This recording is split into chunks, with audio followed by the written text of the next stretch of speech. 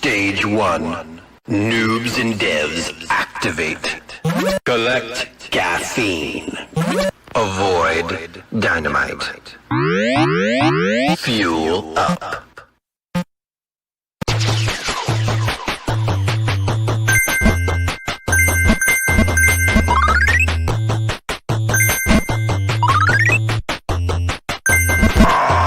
Missing library. Oh, coffee.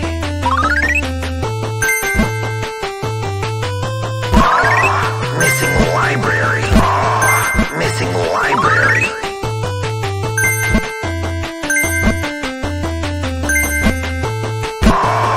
Missing library.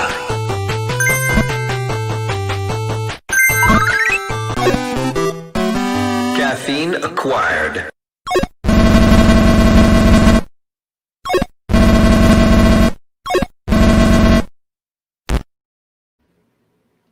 Welcome. Welcome to a new episode of DockTalk. We have a guest today. Jonah from AWS is joining us to talk about the new integration that we have. Hi, Jonah. Hey there, Chad. How's it going? I'm pretty good. Hey, Jonah, do you want to tell folks sort of like your little intro so I won't mess it up? Sure. I'm a container solutions architect at AWS, and I'm helping out with the Docker ECS integration. So I'm super excited to talk about that today. Awesome. And Peter, joining us again. Yes. Hello. Hello, guys. How's everybody doing? It's lovely Wednesday. Jonas, you're on the East Coast, correct? Oh yeah, I am. Yeah. Okay. And then we have the West Coast. We have like every time zone, I think, hit, right? We do.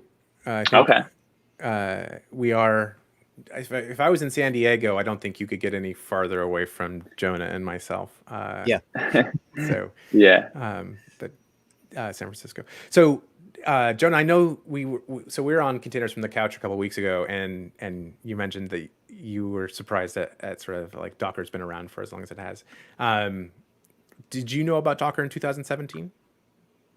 I think 2016 was the first year I really touched it, but I didn't really understand what I was doing. I was like in like my first job internship really at that point. So what about you, Peter? And where were you in 2017? Oh boy. Let's see. 3 years ago. So I had just started Docker around then, but previously to that had worked at a little custom development shop, and we were using Docker with a lot of our clients. Yeah. We were putting an engine on an EC2 instance, usually SSHing into that EC2 instance and running Docker commands, right? No orchestrator, all manual, but it was great. It was great for our clients. It made it took us a step forward to deploying our apps into production for sure. Yeah. So easy. So that video was from DockerCon 2017. And I went into the deep, dark archives and talked to Docker captains and Docker employees to try to find some of those videos. So stay tuned. In the coming weeks, we will release more ancient Docker videos. But real quick, want to say hi to a couple people. Crazy Max is joining us. So everyone say hi to Crazy Max. Crazy Max is a community member who has helped us quite a lot with the new GitHub Actions we're doing. And Omer, like pretty much always here. So thanks for joining us. What's up, Omar? But so we're here to talk about the webinar that I did with Carmen a couple weeks ago, which was more about this this integration. And we had a bunch of questions. So there was, I think, 12,000 people that signed up for the webinar. It was crazy. The questions scrolled by too fast. And so we picked a couple of those, and we want to just kind of tackle them as we go. So let's go look at some of those questions.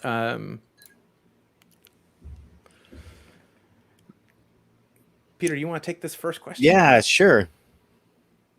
So is this talk being recorded? Can we watch this session later? This talk is definitely being recorded. It's on YouTube. We'll put it up on YouTube. But the talk that Chad and Jonah gave, yeah, it was definitely recorded. We'll put a link to it in the comments. But let me share real quick. Oh, got to hit the share button. Can you see that? Can now. Awesome. Oh, yep. Yep. So here's the talk right here. Here's the URL that you can go to. You can watch the talk right here. And I think this is a YouTube link. Yeah. But we also have Containers on the Couch, where Chad and Jonah were on. It's a great talk, about an hour. It's great great that like faces. we're all smiling with closed eyes. Like uniformly, everyone's smiling and our eyes are closed. It's great. And there you are, blurred. Yeah, I didn't want to bring up just the the countdown. Awesome. There we go. And then we also had, then Chad and I did one way back when we did the announcement. So on July 10th, but that's up on our YouTube channel. You can go to YouTube/Docker Run. You can see all of them, but yeah, go check that out. It's we did about an hour. It's very interactive. Chad and I kind of talked through it, but yeah, it was the first video that we did in this channel together. Yeah, it was. Yeah. And look how young I look. Yeah. It's a miracle. Just live streaming in 3 months is giving you. Yeah. No. Before all the smoke hit the Bay Area, right? Yeah, exactly. Cool. All right, let's tackle the next question. So I'm going to toss this one to Jonah.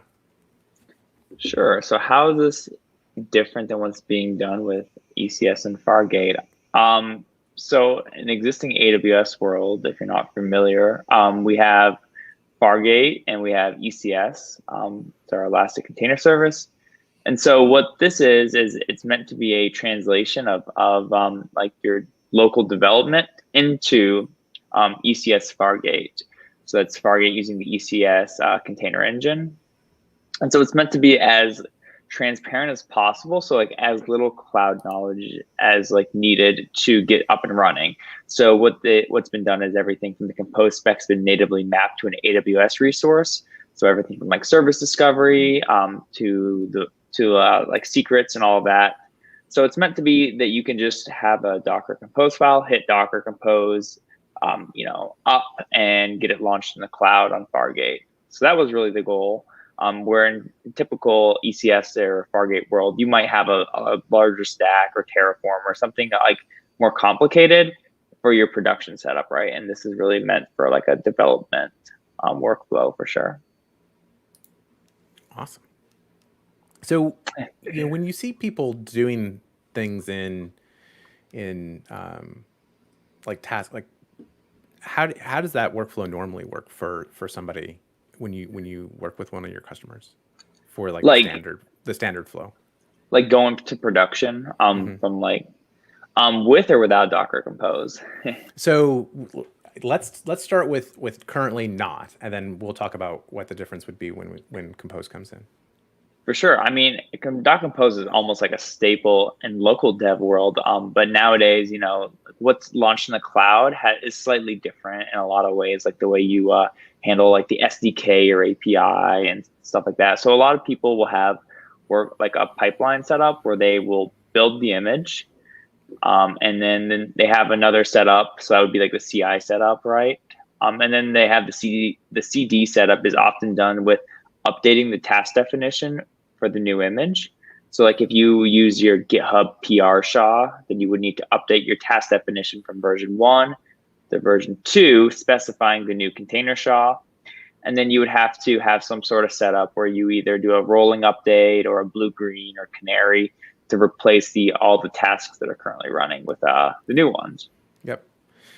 Have you tried the new update in I forget which release the update came in, but so in the very beginning when we released the plugin, you couldn't update your container. You had to tear it down and then set it up again. And then I think in the last 2 or 3 releases, it's come in. So where if you make a change and you do up again, it'll do an update where it does I think by default it does a blue-green deploy.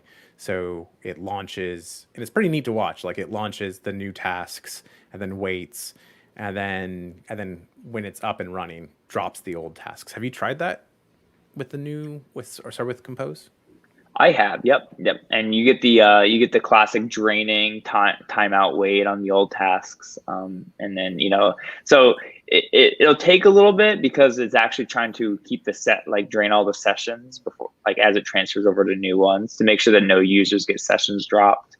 But it definitely works. Awesome. Let's get another question.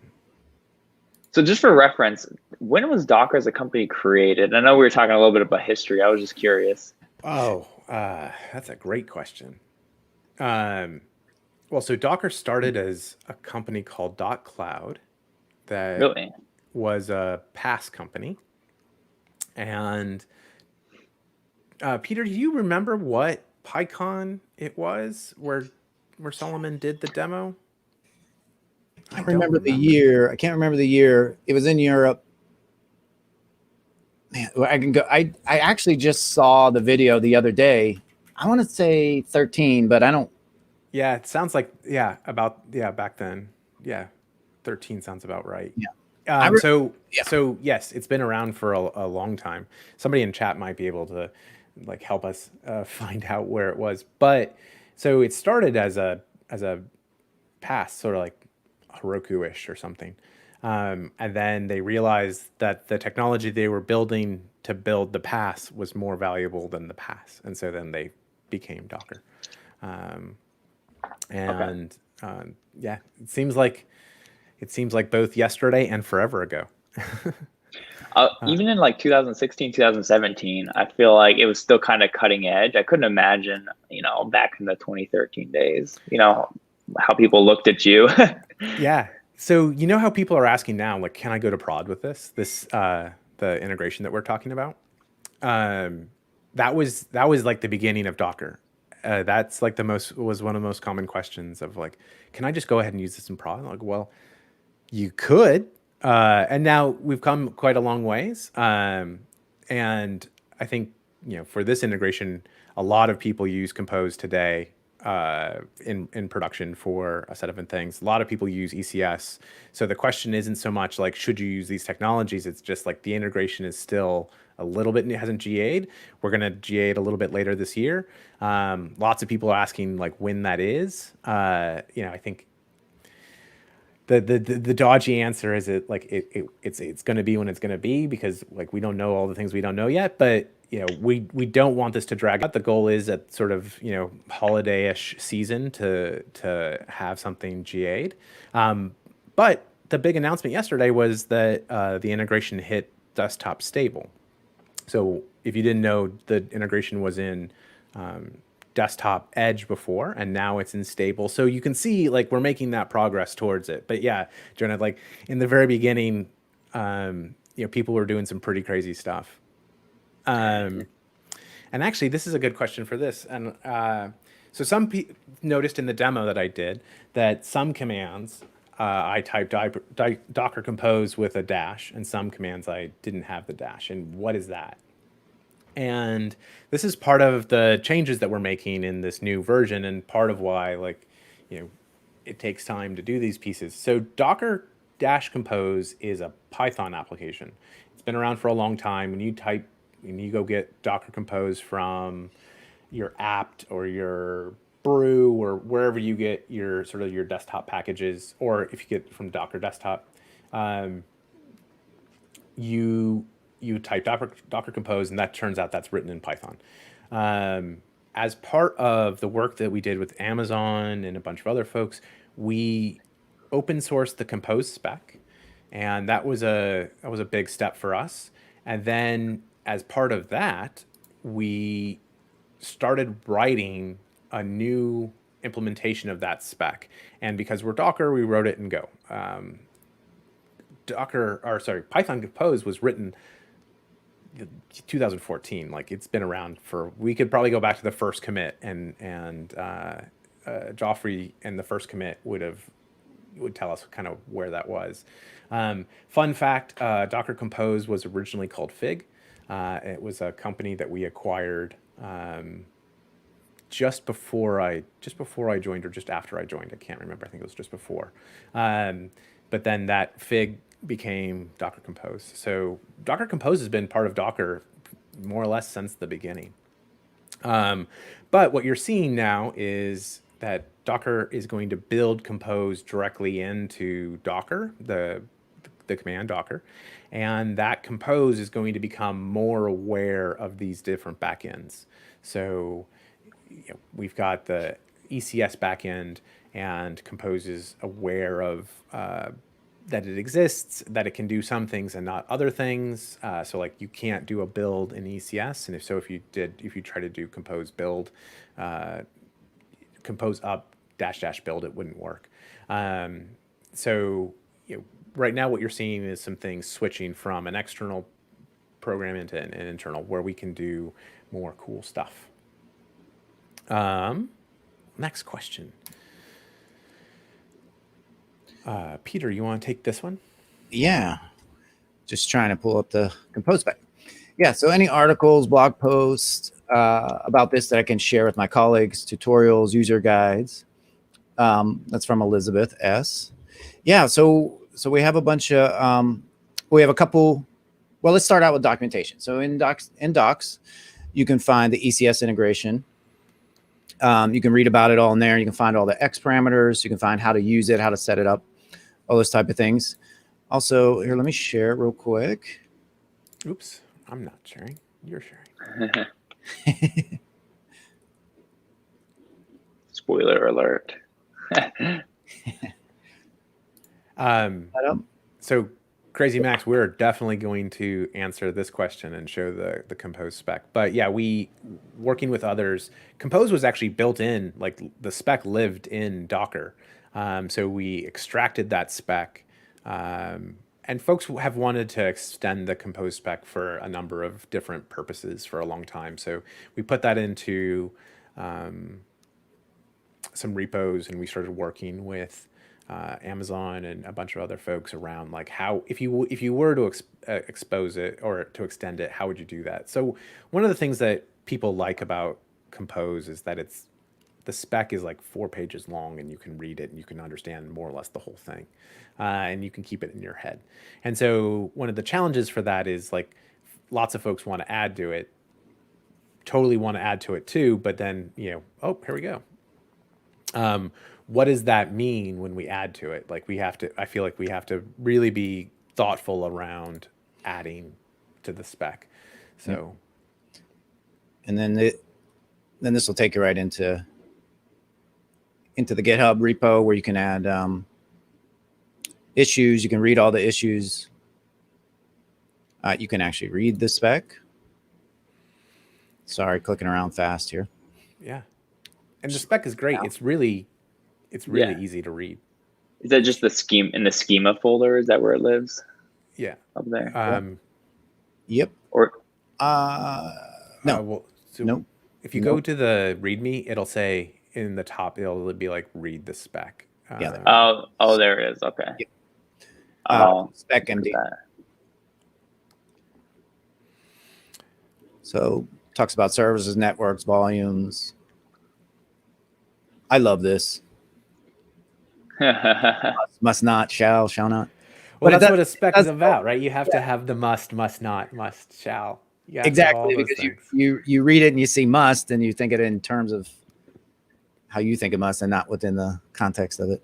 Yeah. Exactly. So there's the Compose spec. So compose-spec.io, and then here's the docs. So the docs are really good, like I mentioned before. You can also hit edit this page, and that should take you into GitHub. That's cool. Yeah, and you can make changes, and then let's scroll down the bottom right. Of course, you can stay right in GitHub and cut a PR and all that good stuff. But yeah, please give feedback, open issues, add pull requests. It'd be very helpful. You shall make a pull request. You shall. Yes. And then we do have some blog posts that Chad wrote. So this one is way back in July 2009 when we first announced it. And nice little demo here. And then very recently here, December 15th. For the stable. Yep, the stable release. And so, yeah, we'll put all these links in the description of this video at the end of the video so that you'll be able to go find them and you don't have to pause the video and try to type something really long. Yeah, cool. So just real quick, tossing up another name that I recognize from Twitter. So Create the Imaginable is Docker Compose volume support coming? Yes, it is coming. Hopefully in the next release or two. The way that that's going to get implemented is with EFS, which, Jonah, what can you remind me what EFS is? I mean, I know it's one of the storage options, but between EFS and EBS and S3, can you kind of help our viewers sort of understand what EFS is? Sure, and I'm definitely not a storage guru, but EBS is going to be block or disk. So you're going to be talking about like storing stuff like on disk, right? So that's pretty common. EFS is a file system, so it's not really tied to like any particular node.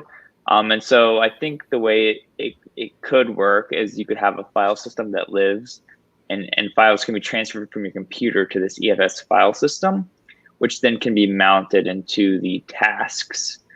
And so then it will be independent, right? If your tasks die, then the stuff is still transferred into that file system. Yep.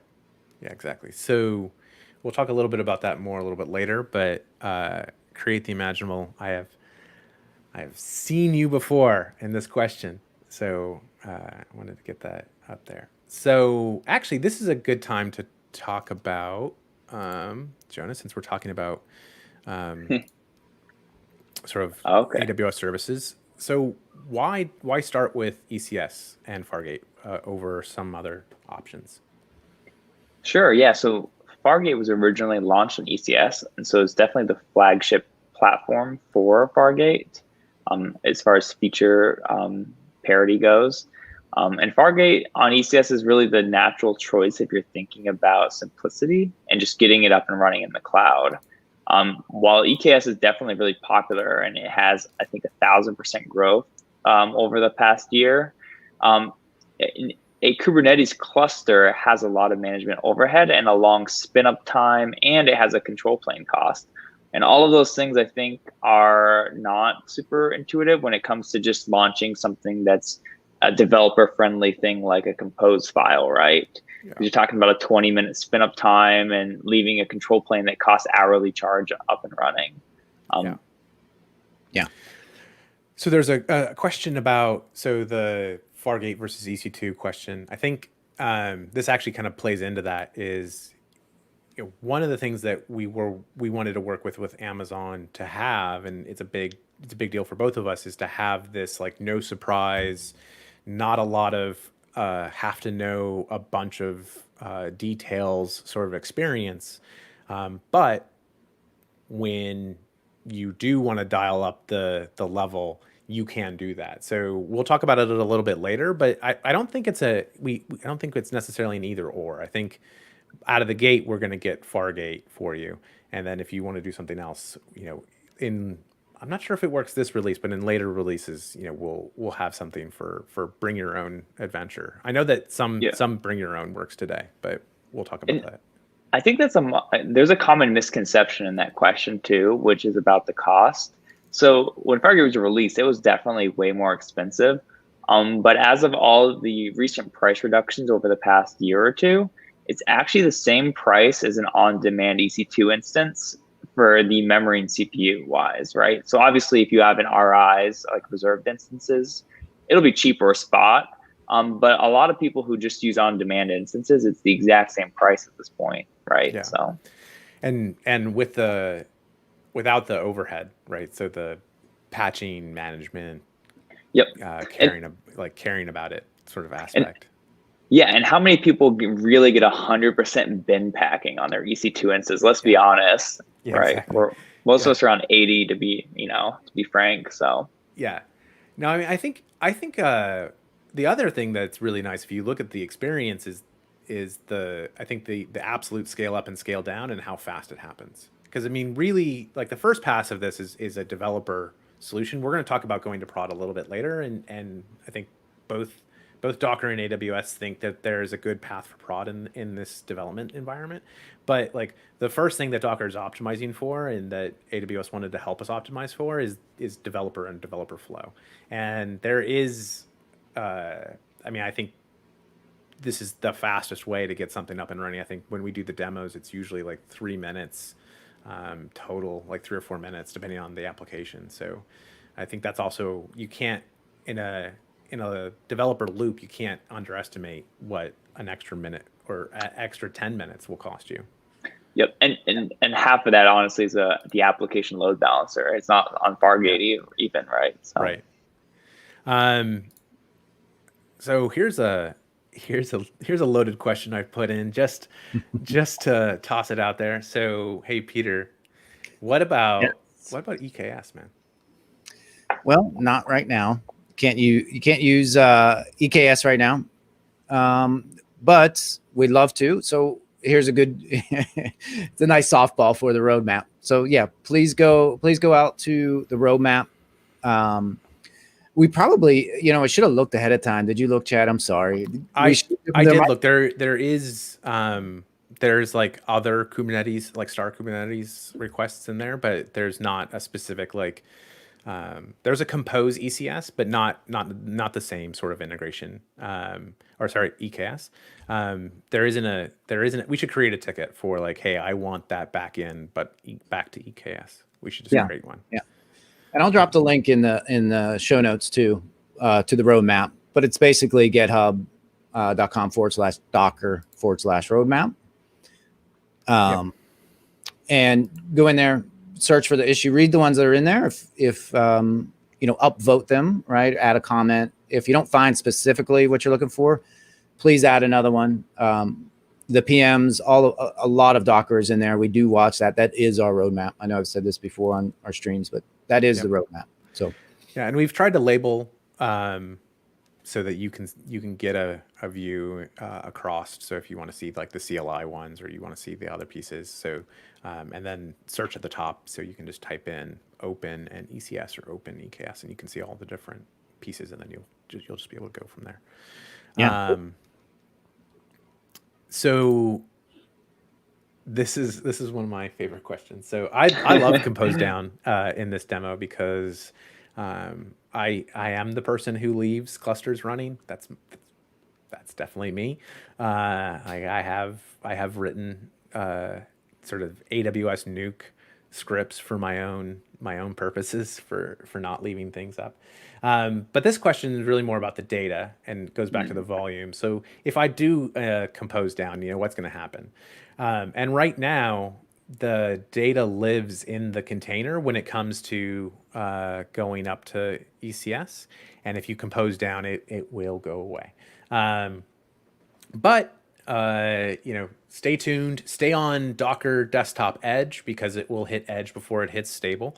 But I'm hoping in the next release or two, we'll have volumes. And then, it's going to be super easy to add volumes because it's just a stanza in Compose, and the same way that you add them locally, you're just going to add an extra little bit to the bottom of your Compose file, and we'll go from there.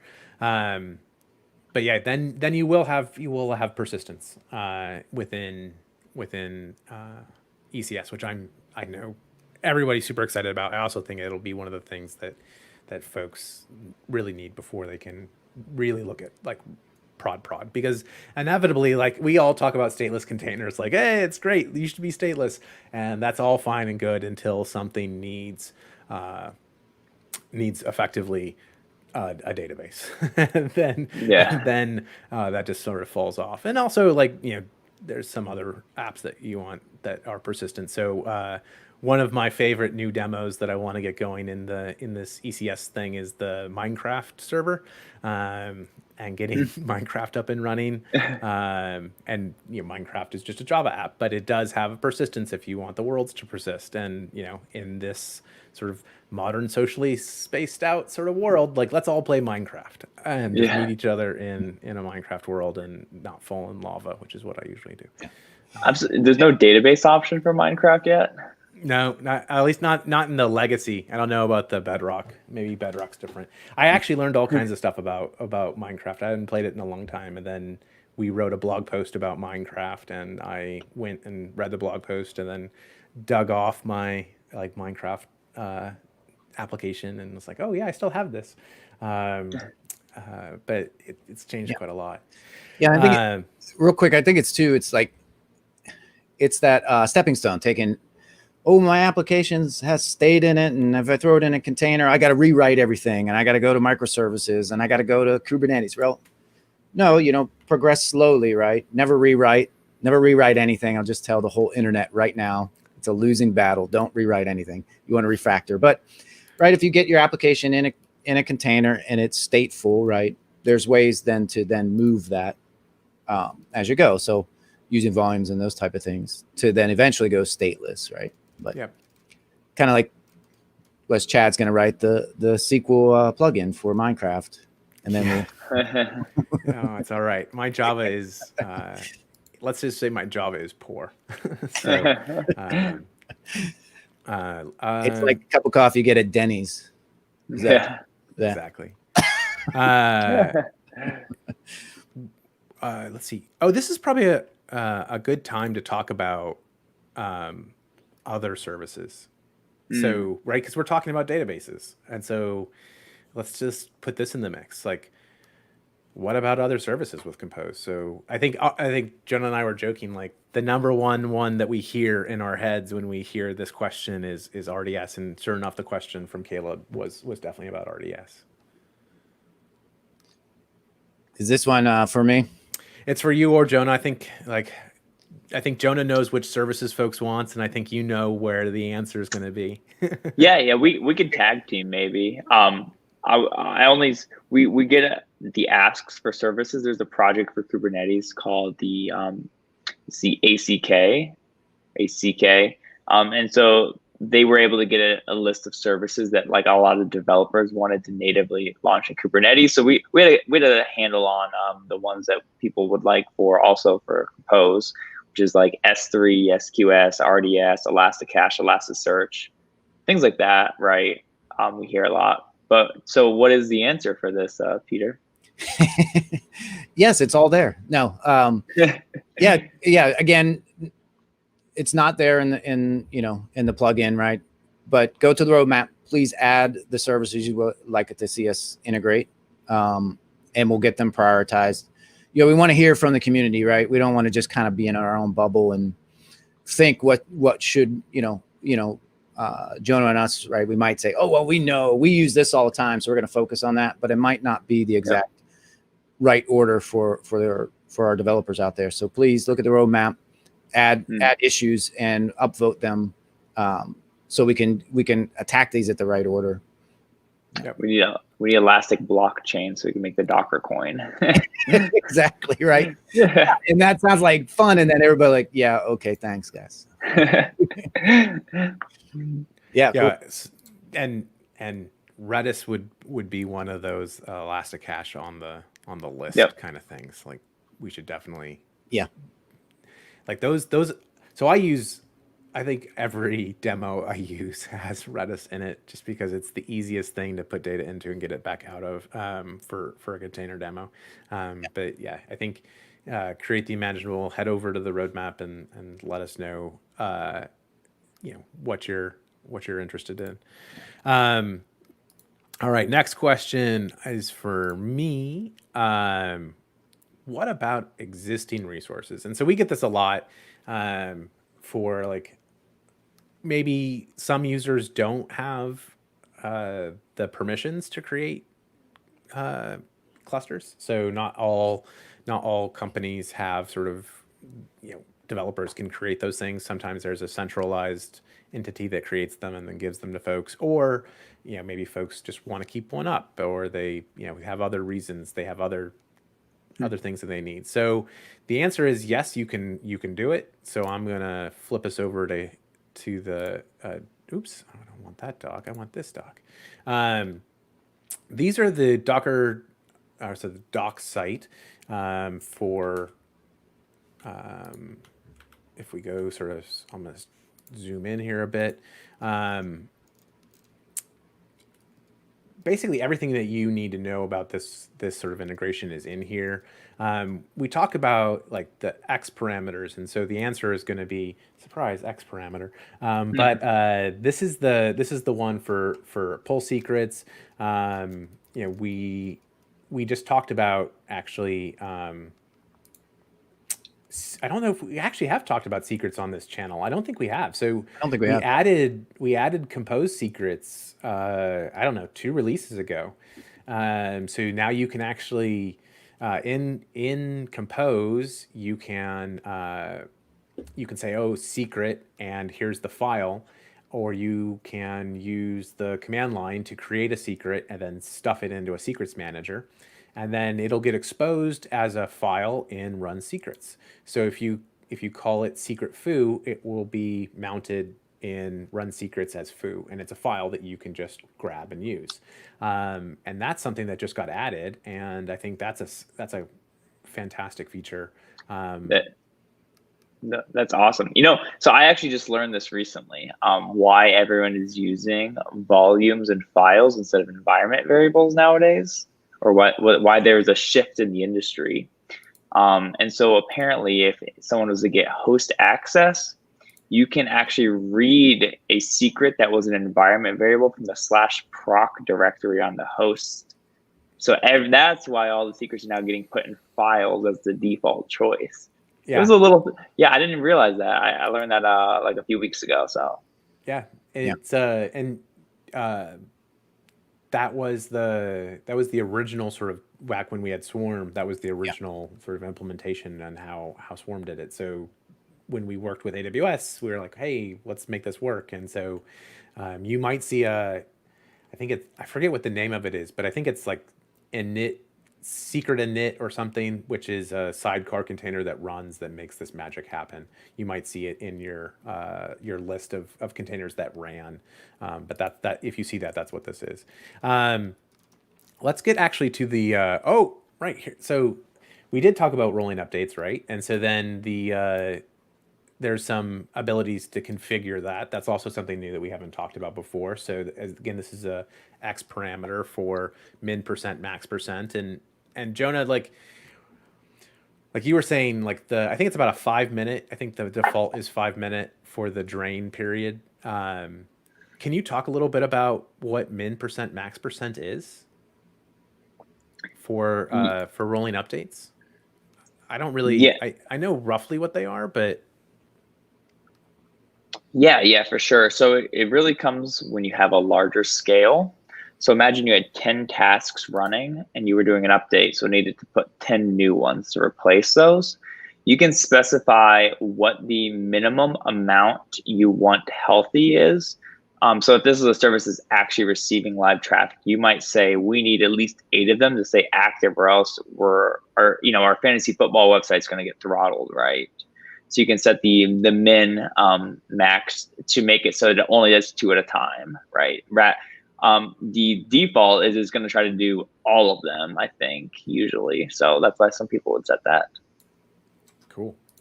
And you can replace IAM roles, but this is the one that I think that most people want. So these parameters. And for folks who aren't familiar with X parameters, sorry, I should have said this at the beginning. It's one of those things about the compose spec that we've been really trying to focus on, is that if compose doesn't need to know it to do its job, then it should be in a parameter that compose can just ignore. And so the way that the convention that we have is this X parameter, which is basically, hey, compose, you don't know anything about this. You don't need to know anything about this, but the backend behind you definitely cares. And so in this case, these are the X parameters that you can currently set for bring your own. So if you want to bring your own VPC, or bring your own cluster, bring your own load balancer, or bring your own security group, you can set these and the compose in the compose file, and the compose file will deploy that particular instance into these places. And so I think this is on my list for a topic that we would do an entire show on. I actually haven't spent a lot of time doing this. So like, let's put it out, Peter and I will put it on the list, but Yeah. this is one that probably needs a bigger deep dive in, but needless to say, you can totally do it. This is huge. I mean, this is awesome too. Some people religiously hate spinning up extra NAT gateways or like extra VPCs because of the NAT gateway cost. So this is definitely awesome. Yep, that makes sense. I get it. And also, I think this leads us perfectly into the next question. So, what happens if folks use other tools like Terraform or whatever, Ansible, whatever things they have to build their infrastructure, Peter? Yeah, go right ahead. Use your Terraform. I was actually just talking to a friend, and I was bragging about our integration, and I'm like, this is so cool. It's so easy. And he's like, yeah, but I spent all this time with my Terraform, and you know how we are. We're a little bit of creatives, right? We don't want to kill our own babies, and he didn't want. Well, do I throw this? I said, no, just keep using it, right? And then set up your X parameters to point to your VPC, just like Chad walked through the documentation. You can still use Terraform to set up all your cloud entities that you need, and then use X parameters in your compose file to point to those. So security groups, all those things that Chad just went to. And now you have an option, right? Do I still keep using Terraform, or do I use Ansible? Do I use other things, Chef, all that good stuff, right? And still compose is the glue that brings it all together. Right? Yeah, I'm super excited about this, right? Yeah. I think it's that and secrets is huge. Yeah. Because that's awesome. I know that especially when prod happens, like there often is other teams that are responsible for different components, right? So having a path. The other one that we haven't really talked about a lot, we've talked about a little bit, is the you can take the compose bit and convert it straight into CloudFormation and do a one-to-one conversion. It's a one-way street, but still you might have teams that's how they consume the next artifact, is they consume CloudFormation. So you can go that direction. You could put CloudFormation in Terraform. Yeah, I saw that there's a plugin for that, right? They just announced. Yeah. It's we can make it like really meta all the way down. And it takes away the magic, right? I hate technology. I mean, I love technology. It feels like magic. That's, I guess, what's that definition that someone way smarter than me said? Real technology should feel like magic, right? Yeah. Or any sufficiently advanced technology should be indistinguishable from magic. Yeah, exactly. Yeah, thank you. And right, but at the same time, as an engineer, right, you want to know what's going on, right? If you don't know what's going on underneath the hood, you're kind of like, what if Docker goes away with this or doesn't keep developing on this, right? If I lost everything. But you can, with the Terraform output, right, you can see everything. I mean, not Terraform, CloudFormation, excuse me, right? You can see what's being built, how it's setting up. And then you can also learn CloudFormation, right? Yeah. Say, oh, I did this, dump it out, and you can read through it. Yeah, I think it's super cool. Yeah. So there's a question, or I guess a statement from Lex. And so Lex, there's certainly some differences in the tools. I think also there's just mind maps. Like some people map into one more than the other. Like I know for me, a lot of times one of the reasons I joined Docker and I love Docker is that the abstraction just fits in my head, right? The particular shape of the Lego bricks that we play with on a daily basis just makes sense to me. And for other people, there are other shapes that make more sense to them. When I previously before this, I worked at Puppet. So like there's the Puppet had a DSL that just fit in my head versus like Chef with sort of a Ruby sort of approach, or like Ansible with a flat file approach. Yeah, I think people naturally gravitate to tools, and what Docker wants to do is say like, cool, you should do that. But by default, the end user doesn't see CloudFormation in what we do, right? In the integration that we have, like they get a cluster that runs their container, which is, I think, most of what folks that are using Arbit care about. Because like, this is the shortening the developer commute, right? Like, do you need to know about that? No? Cool. Let's just run your container. Yeah. And I think for the senior folks, like, we don't talk much about the softer side of engineering, right? There's conversations across organizations, right? And if you start using a new tool and then you got to go fight everybody in ops, right? To say, hey, this is the newest way we should do everything, right? And they're like, you know, you have the fear, the FUD, the fear, uncertainty, and doubt. And they're going, well, wait a minute. We use Terraform. We use these tools. And if we can integrate into those, then it makes the story the conversation a little bit easier, right? Okay, well, let's use that first and then start progressing together, right? So those larger companies where they're a little bit more siloed, it eases those conversations, I think.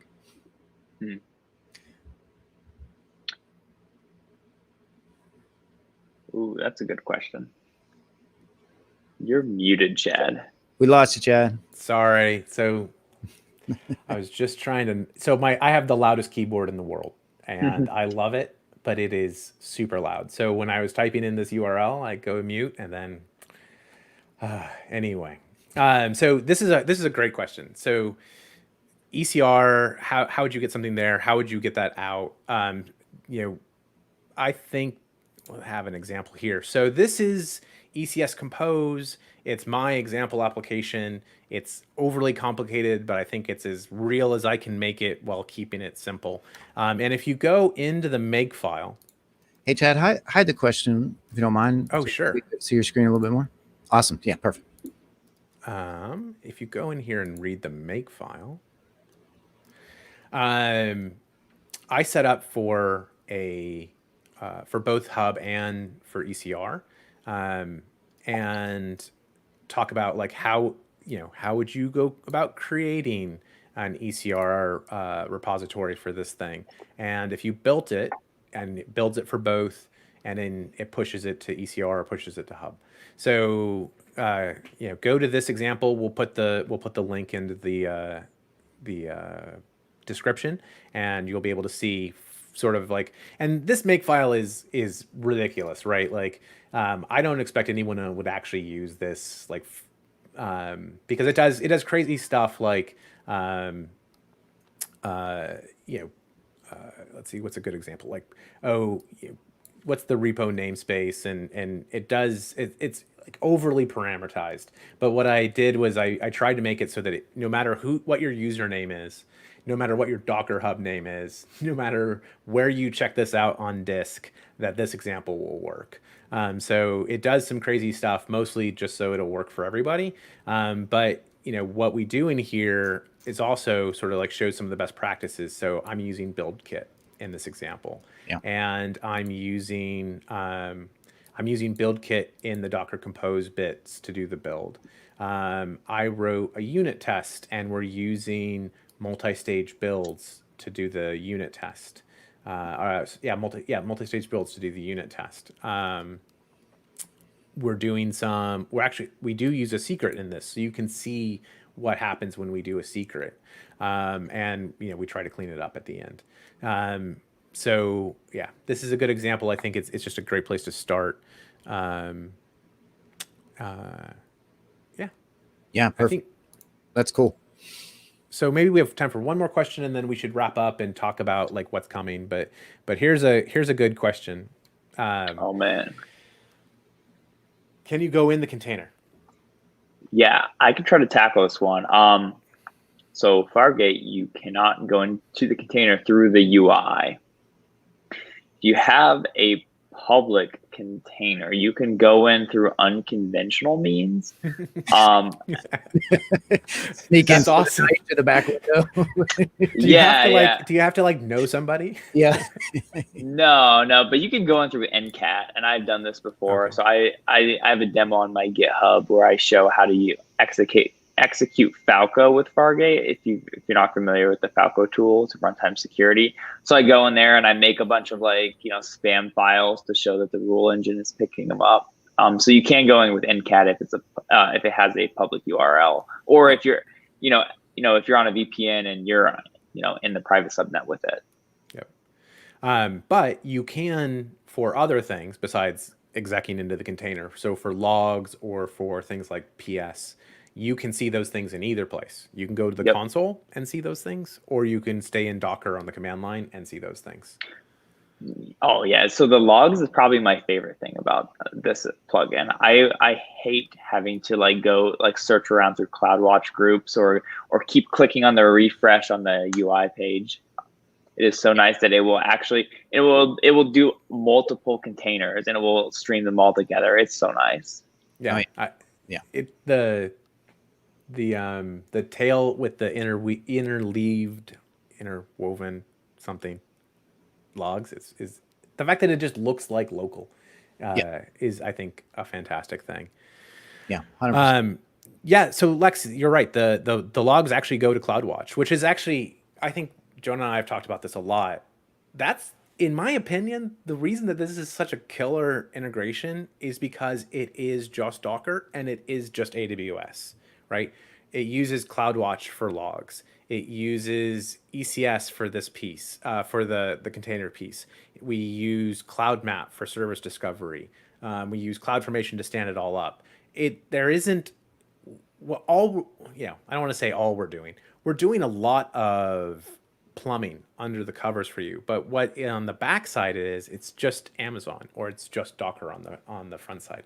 So I mean, I think that's one of the coolest things about this integration is like if you have a bunch of CloudWatch tooling, you get to continue using that CloudWatch tooling.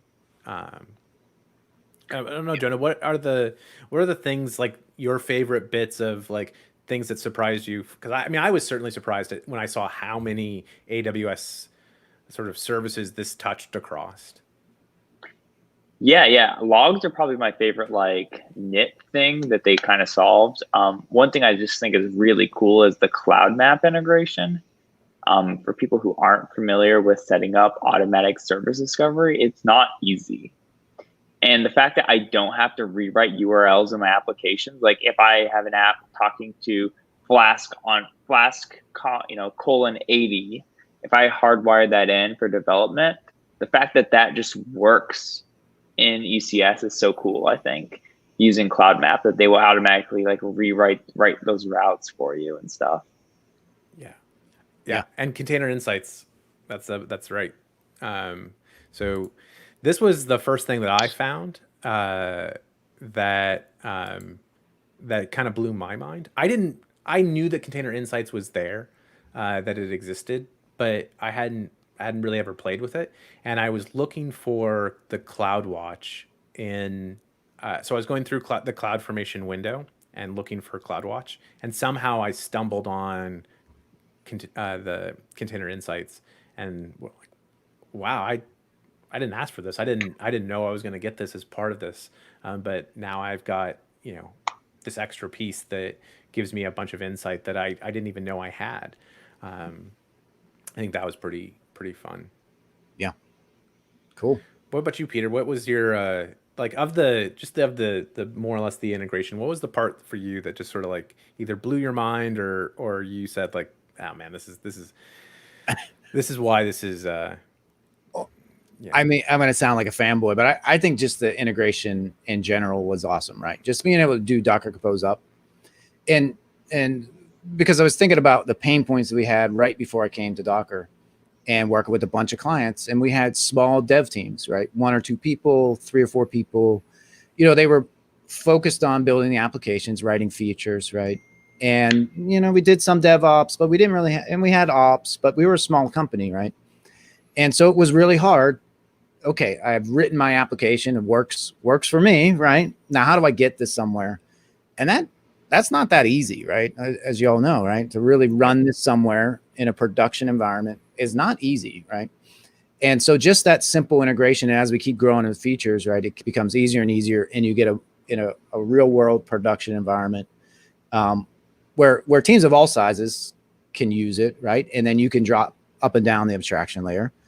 But with small teams, even 5 people, right, it eliminates a lot of the other things you have to worry about, and the knowledge that you have to gain just to be productive, right? In all the clouds, not and they're complex for a reason because they're super powerful. But yeah, so that was a long answer to a question, right? I mean, just the integration is awesome, right? It's super powerful in its simplicity, and then being able to abstract that, expand that out, right? Yeah. So I was giddy as a developer. Yeah. Well, expand that out. Sounds like a good place to wrap this up. So Jonah,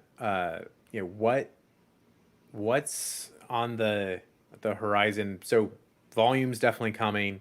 I will take the when is this going to launch phase again. So like we just hit stable. So we expect that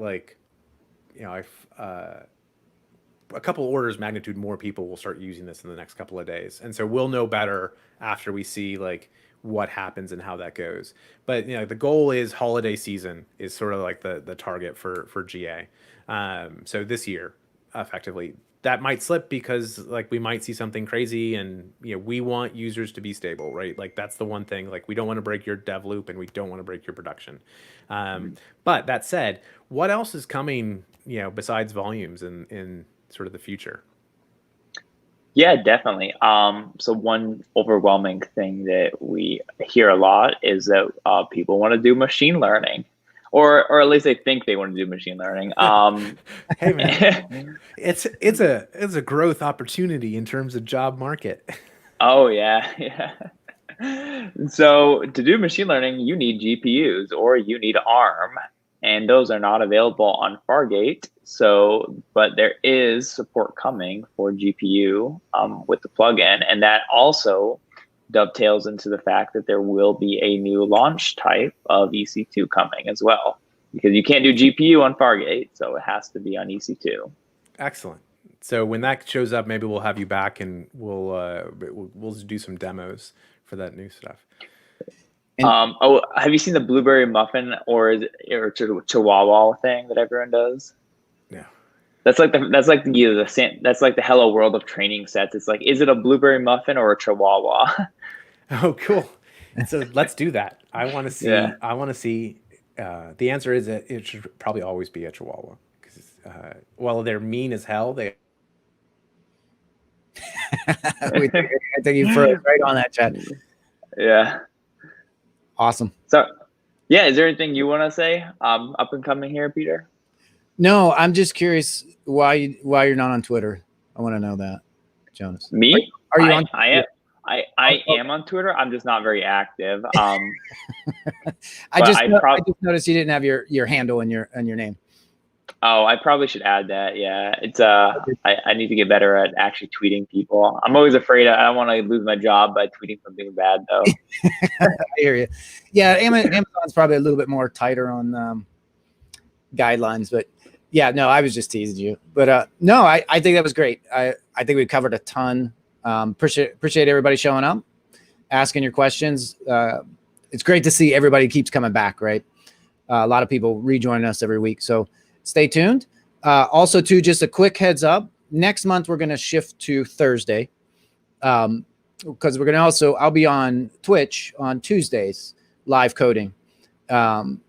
And Jonah, you're on my list to I think we might have talked about it already, but love to have you on and help me build out some services for an application or maybe someone on your team. But the idea is to build a real world application using Docker at the core, and then being able to use the public cloud to deploy things into, and kind of showing that whole life cycle. It'll be a lot more, down in the weeds, typing on the keyboard, Twitch style. I'll have to figure out how to do music in the background and do all this fancy Twitch stuff. But so we're going to shift, and then we'll be doing Tuesdays and Thursdays. Yeah, I would love to join you, especially if you're making like something about dad jokes. I would 100% make an application for that. Okay, cool.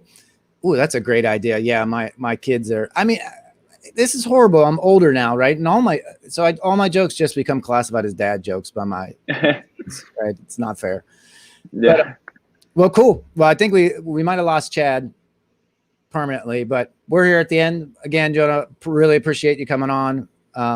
Your insight is very, very helpful for our audience, and look forward to having you back. Yeah, thanks so much for having me, guys. It was a blast chatting, and hopefully somebody is able to end the stream now that Chad is gone. I'll go into YouTube. I can get into YouTube and I'll end it. Awesome. Perfect. All right, see you guys. We'll see you. Bye.